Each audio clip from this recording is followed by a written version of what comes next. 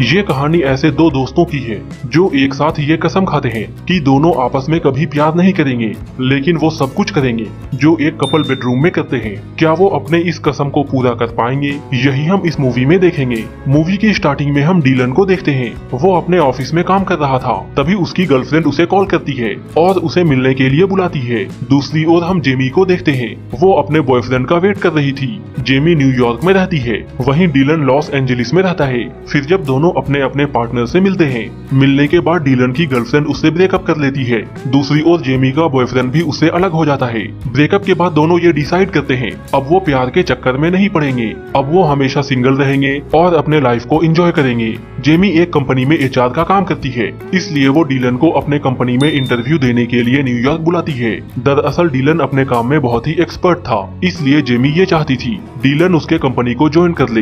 Dylan को इस company में लगवाने के बदले जेमी को अच्छा खासा कमीशन भी मिलने वाला था। फिर जेमी डीलन को पिक करने एयरपोर्ट पर जाती है। फिर जब दोनों एयरपोर्ट से लौट रहे होते हैं तो डीलन जेमी से कहता है, मुझे नहीं लगता मैं इस कंपनी में काम करने के लायक हूँ।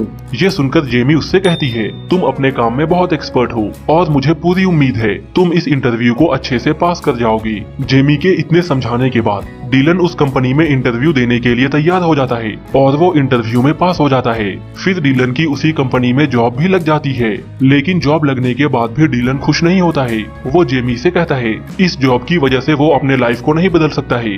दरअसल डीलन को ये शहर पसंद नहीं आ रहा था। इसके बाद जेमी डीलन को लेकर घूमने के लिए जाती है और उसे न्यूयॉर्क शहर की सबसे अच्छी जगह दिखाती है। यहाँ आकर डीलन को काफी अच्छा फील होता है। फिर वो उस कंपनी में काम करने के लिए मान जाता है। नेक्स्ट डे डीलन और जेमी लंच के लिए बाहर जाते हैं। वहाँ दोनों एक दूसरे को अपने अपने ब्रेकअप की कहानी बताते हैं। नेक्स्ट डे जेमी के घर में एक पार्टी होती है और वो डीलन को अपने घर पे इनवाइट करती है। फिर डीलन जेमी के घर पे आता है। वो दोनों पार्टी में बहुत एंजॉय करते हैं। धीरे धीरे दोनों एक दूसरे के करीब आने लगते हैं और उन दोनों की दोस्ती भी बढ़ती जाती है। फिर एक दिन जब दोनों टीवी देख रहे थे तो जेमी डीलन से कहती है, काश मेरी लाइफ भी इन टीवी एक्टर्स के जैसे होती। मेरे जिंदगी में भी कोई ऐसा होता जो मुझसे बहुत प्यार करता और जब मैं उदास हो जाती तब वो मुझे बहुत प्यार से मना लेता। ये सुनकर डीलन जेमी से कहता है, ऐसा सिर्फ फिल्मों में होता है और रियल लाइफ में इसका कोई मतलब नहीं है। फिर दोनों आपस में अडल्ट बातें करने लगते हैं। वहाँ डीलन जेमी से कहता है, संभोग एक मैच के जैसे होना चाहिए,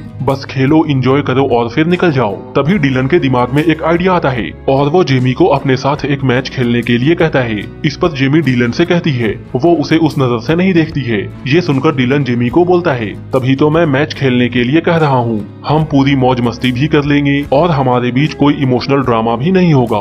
ये आइडिया जेमी को भी ठीक ठाक लगता है। इसके बाद दोनों एक दूसरे के साथ कसम खाते हैं दोनों बस दोस्त ही रहेंगे और कभी एक दूसरे के साथ प्यार नहीं करेंगे।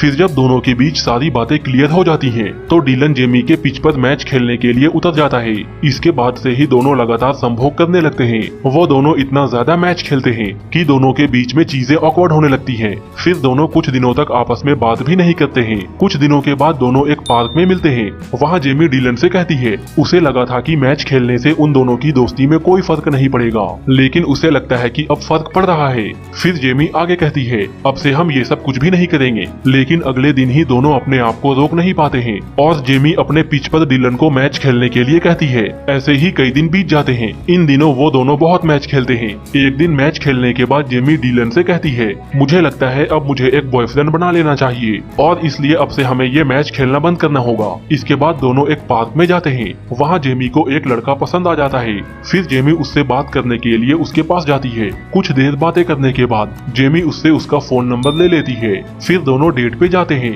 वहाँ वो लड़का जेमी से कहता है वो एक डॉक्टर है। ऐसे ही कई दिनों तक दोनों एक दूसरे को डेट करते हैं। फिर एक रात डॉक्टर भी जेमी के पिच पर मैच खेलने के लिए उतर आता है। नेक्स्ट डे वो डॉक्टर जेमी को बिना बताए उसे छोड़कर जा रहा था, लेकिन जेमी उसे जाते हुए देख लेती है। जेमी के पूछने पर वो डॉक्टर उससे कहता है वो उसके साथ रिलेशनशिप को आगे नहीं बढ़ा सकता है। ये सुनने के बाद जेमी को बहुत गुस्सा आता है और वो डॉक्टर को गालियां देकर वहाँ से भगा देती है। फिर जेमी डीलन के पास आती है और उसे डॉक्टर के बारे में सब कुछ बताती है। ये सुनकर डीलन जेमी से कहता है डॉक्टर तो बहुत बड़ा प्लेयर निकला और अपनी हवस मिटाने के लिए मैच खेलकर चुपचाप मैदान से निकल गया। इसके बाद डीलन जेमी से कहता है इस वीकेंड वो अपने घर लॉस एंजलिस जा रहा है, अगर जेमी चाहे तो उसके साथ चल सकती है। पहले तो जेमी उसे मना कर देती है, लेकिन डीलन के फोर्स करने पर वो मान जाती है। फिर दोनों लॉस एंजलिस पहुंच जाते हैं। घर पहुंचने के बाद डीलन के डैड और उसकी बहन दोनों का वेलकम करते हैं। यहाँ हमें ये मालूम होता है डीलन के डैड को भूलने की बीमारी है। इसके बाद हम जेमी और डीलन की बहन को आपस में बातें करते हुए देखते हैं। वो जेमी को डीलन की बचपन की फोटोज दिखाती है। फिर रात में डीलन का मैच खेलने का मन करता है, इसलिए वो चुपके से जेमी के रूम में आता है। यहाँ जेमी डीलन से कहती है, हमने डिसाइड किया था हम कभी मैच नहीं खेलेंगे। यहाँ डीलन जेमी को मैच के लिए मनाने का ट्राई करता है। कुछ देर बातें करने के बाद जेमी मैच के लिए मान जाती है। फिर डीलन रात भर जेमी के पिच पर मैच खेलता है। वो यॉर्कर से लेकर बाउंसर तक मारता है और रात भर पिच के दोनों साइड से बैटिंग करता है। नेक्स्ट मॉर्निंग जब सब लोग ब्रेकफास्ट कर रहे थे तो वहाँ जेमी का बिहेवियर कुछ बदला बदला सा लगता है। वो अब डीलन को लाइक करने लगी थी। इसके अलावा डीलन की फैमिली भी जेमी को बहुत पसंद आती है। फिर शाम में डीलन और उसकी बहन आपस में बातें कर रहे थे। वहाँ एमी डीलन से पूछती है, इसके बाद हम जेमी से कब मिलेंगे? ये सुनकर डीलन कहता है, मुझे नहीं पता। ये सुनकर एमी डीलन से कहती है, क्या तुम्हारे और तुम्हारी गर्लफ्रेंड के बीच में झगड़ा हुआ है? यहाँ डीलन एमी को समझाते हुए कहता है, जेमी मेरी गर्लफ्रेंड नहीं है और हम दोनों केवल दोस्त हैं। डीलन अपनी बहन से आगे कहता है, मैं जेमी को कभी भी अपनी गर्लफ्रेंड नहीं बनाऊंगा क्योंकि वो बहुत ज्यादा इमोशनल है और उसका दिमाग भी ठीक से काम नहीं करता है। वहाँ जेमी भी छुपकर इन दोनों की बातों को सुन रही थी। फिर रात में जब सब लोग डिनर के लिए बैठे होते हैं तभी वहाँ जेमी आती है। वो उन लोगों से कहती है उसे एक जरूरी काम की वजह से वापस न्यूयॉर्क लौटना होगा। दरअसल जेमी को डीलन की बातों का बहुत बुरा लगा था, इसलिए वो वापस जा रही थी। वहाँ सब लोग जेमी को रोकने का बहुत ट्राई करते हैं, लेकिन वो नहीं रुकती है। इसके कुछ दिनों के बाद डीलन भी न्यूयॉर्क आ जाता है। वहाँ वो जेमी से कांटेक्ट करने का बहुत ट्राई करता है, लेकिन जेमी उसे इग्नोर कर देती है। कुछ दिनों बाद डीलन फिर से जेमी को फोन करता है, लेकिन जेमी उसका फोन नहीं उठाती है। तभी डीलन को याद आता है शायद जेमी अपने फेवरेट जगह पर होगी।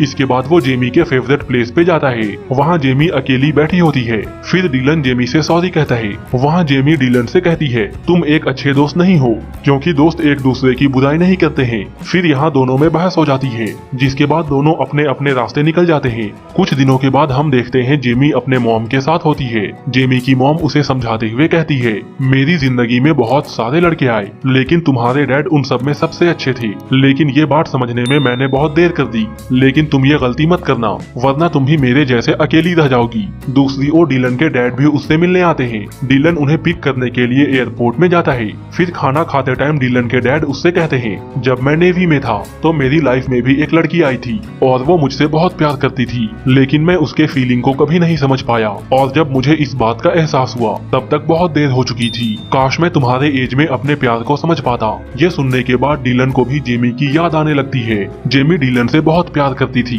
लेकिन अपने ईगो की वजह से डीलन जेमी को कभी नहीं अपना पाया। यहाँ डीलन के डैड उससे कहते हैं, अगर तुम्हें अपने प्यार की थोड़ी भी परवाह है तो जाकर उसे बचा लो। फिर डीलन अपने डैड को घर में ड्रॉप करता है और अपने प्यार को बचाने के लिए निकल जाता है। दूसरी ओर हम जेमी को देखते हैं, वो अपने मॉम से फोन पर बात कर रही थी। उसकी मॉम ने उसे मिलने के लिए एक जगह पर बुलाया था। जेमी अपनी मॉम से पूछती है वो कहाँ पर है। इस पर उसकी मॉम कहती है वो एक टाई पहने हुए लड़के के साथ है। वहाँ जेमी अपनी मॉम को ढूंढ ही रही थी। तभी वहाँ सब लोग डांस करने लग जाते हैं। इसके बाद वहाँ जेमी को डीलन दिखाई देता है। फिर डीलन जेमी के पास आता है और उससे माफी मांगता है। वो जेमी से कहता है, मैं तुम्हें बहुत मिस कर रहा था, शायद अब मैं तुमसे प्यार करने लगा हूँ। इसके बाद वो घुटनों पर बैठकर जेमी को प्रपोज करता है। जेमी उसके प्रपोजल को एक्सेप्ट कर लेती है। फिर दोनों एक दूसरे को किस करते हैं। इसके बाद दोनों एक दूसरे के साथ डेट पर जाते हैं। ये उनके रिश्ते की पहली डेट थी और ये मूवी यहीं खत्म हो जाती है।